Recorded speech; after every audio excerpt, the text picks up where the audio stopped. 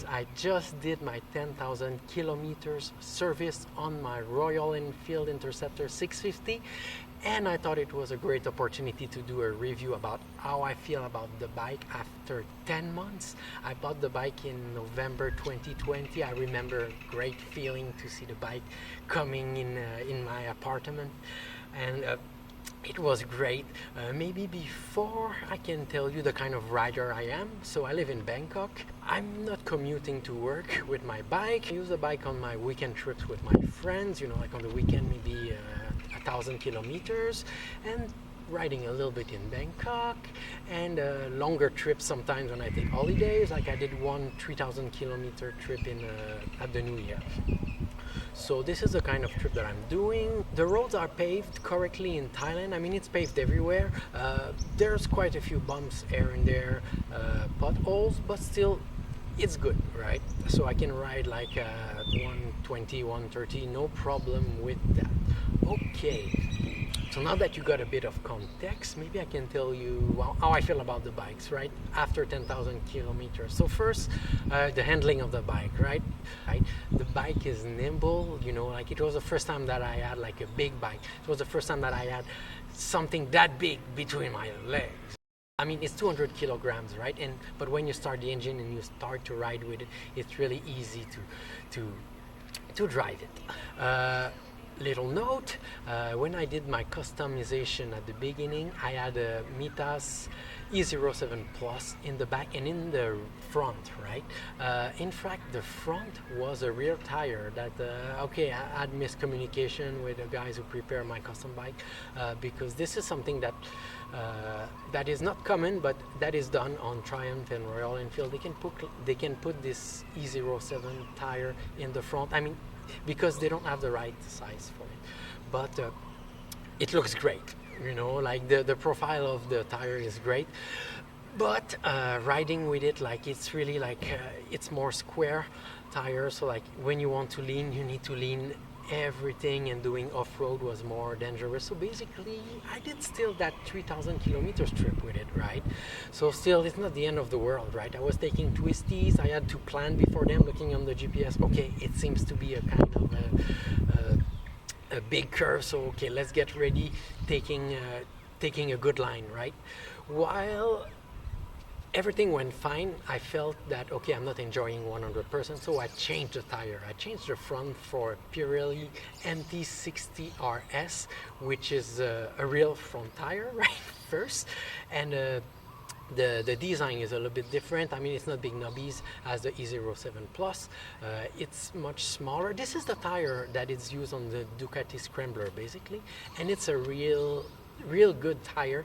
Sure, my bike may look a bit odd now that the two tires are quite different, but the handling is awesome. I can ride up to I did my top speed at 160 with it, basically. This is a great tire. I love it, right? Maybe about the speed, right? The bike, I don't have a windshield until 120. It's fine. Over it, I feel the wind in my chest, and it's not fun. I mean, I can handle until 130, but over 130, it's not that fun. Other than that, maybe back on the tire, right? I just want to say that in the sand, I was surprised at how good they are, right? Like, I mean, like they don't have big knobby, and it seems like there is a special range of the amount of soft sand that I can go really fast. That big E7 Plus in the back is a really great tire. I feel planted, good acceleration. A review says that it's not that good in the mud. I was riding in the side of a kind of a reservoir, and like, it was not muddy, but the soil was very wet, and I realized that I was just like eating the mud. And my friends next to me, which had the Pirelli Scorpion Rally STR, like on the Tenere 700, so that's the kind of same weight of bike. Sure, the ergonomic is different, but still they were not like eating the mud as I was doing. So be aware of that, basically, right? Another point, maybe the posture of the bike. I got the bar raiser. I changed the handlebar, so I'm a bit more straight on the bike, but even after like 6 months, I feel my wrist, my forearms, my shoulder a bit sore when I ride. I tend to think that it might be related to the suspension. The suspension is a bit stiff, even if I love the bike, when you really like something, you tend to ignore the negative parts. And maybe I've been ignoring the suspension for too long. It feels every bump that you get, right? Sure, it's minor bumps. It won't break the bike at all, but you feel them. And this is why I think to upgrade the suspension. And also recently I've been starting to do more like dirt bike adventures and taking jumps, so upgrading would be a good idea. Fuel consumption. On my first trip, every time I was filling the tank, I was taking notes how much fuel and how much mileage I did, right? So this brings this spreadsheet, okay? I got an average consumption of 23.1 kilometers per liter, and if I look at like the potential that I could have rode with if I rode until the end, right, until the full tank, this gives an average of 316 kilometers, which is quite. I'm happy with that. This is quite lower than what I've seen of Royal Enfield announcing, but still it's quite good.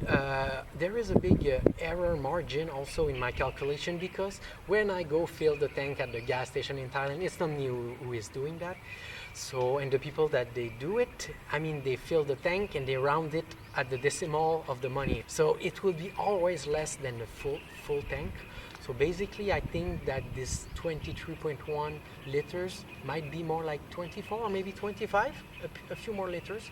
So keep that in mind. This is not scientific at all. Next point, maybe I can talk about a few hiccups, a few stories that happened in these 10,000 kilometers, right?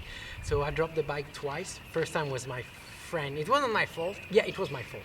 It was 100% my fault. Basically, my friend slipped with his bike. Very stupid mistake, and he fell on my friend next to him, and my friend also dropped his bike next to my bike, and me, I was on my bike during that time, and I just got surprised and I jumped off the bike, but I did not get touched by any bike or anything, and no damage. Other than that, I dropped the bike last week. I was riding in the tapioca fields here in Chonburi. Very nice, very fun. Tapioca grow in the sand, right? So, and one section was very sandy, and like I was riding very slow, I don't know, 15, 20, and like I got stuck in the sand and I dropped the bike. No big issues, no big problem. Next point is interesting, and you guys might know why. Leave a comment if you know what happened.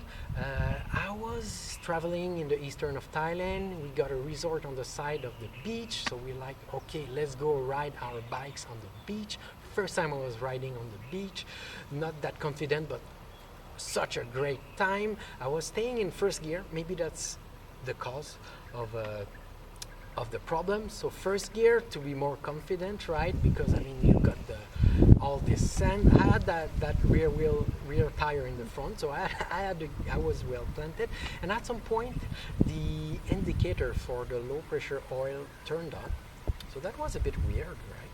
So I kind of switched gear, and it seemed to went away when I switched gear, but it would turn on sometime, right? So the low pressure oil indicator was turning on. So that was weird. So I'm still enjoying my time on the beach. We go back to the resort. We wash the bike because salty water is not good with a motorbike. The morning after, it was still happening, right? So I would start the bike, start to ride with it. Maybe 15 or 30 seconds, the light will stay on, and after it will turn off, right? So still I was not comfortable about that. So I went to change the oil. Changing the oil fixed the problem directly, and the indicator would not turn on after that.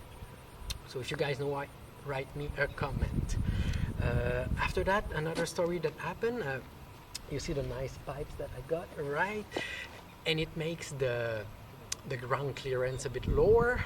I had to remove also the center stand related to this lower ground clearance, but still, what happened, I went to Kaurabut in Chonburi province like a few months ago. This is a nice mountain popular with paragliding people and also with enduro people. If you see pictures of the place during the rainy season, it's a mud paradise or a mud hell, right? So we went during the dry season, but it seems like all this mud got stuck into ruts, right? So it was a big challenge to climb all these ruts, and you need need to think fast how to negotiate them. Like you jump over them. I mean, that's a 200 kilogram bikes, right? So jumping over these ruts, like with the stock suspension, was a bit hard. And sometimes you have to sacrifice, and you're like, okay, I need to follow, I need to go into that rut, right? And I would go through it, no problems. It's just that after when I came back, I realized that I have a bunch of dents under my pipes. Still, the pipes are perfect, they are working great,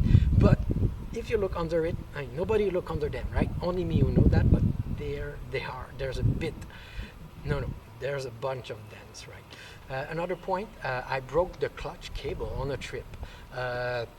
Take into consideration that it was a third-party clutch cable because I had the bar raiser, right? So I had to change for longer cables. At some point on the way back, I was feeling that, yep, the clutch was weird. And at some point, I decided to look at the handle, and I see, oh, it's gonna break really soon, and it ended up breaking. So I did like something like 200 kilometers without clutch cable. So yeah, I could. Shifting the gears without the clutch is totally possible. No problems, but it's a bit stressful. You need to match the RPM to be sure that you don't feel like the gearbox a bit weird. But no, it works fine. It was quite stressful arriving in Bangkok as I would stall at every red light, but still I made it. It's fine. I got it replaced and everything is fine. So this was it about the little hiccups I got with the bikes. Nothing serious. I love the bike, right? So what's next? As I said, ground clearance. I want something bigger, something higher. So I want first, I will change the pipes. More scrambler style. This should help.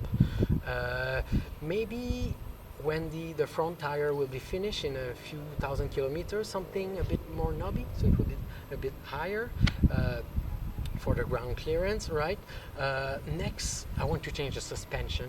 I realized that after watching all these reviews, especially the YSS suspension, then it's really a good investment to do. So I'm gonna do that in the near future, and I will change quite a few other things. Like I want to add the windshield, I want to change the seat basically, and quite a few other things. But the main things, ground clearance and the suspension. So guys, this is it. I went through all the points on my notebook. If you have any questions related to my bike, to stuff that I did not talk about, feel free to ask them, to send me a comment. I'm on YouTube, Instagram, Facebook. This is Mick.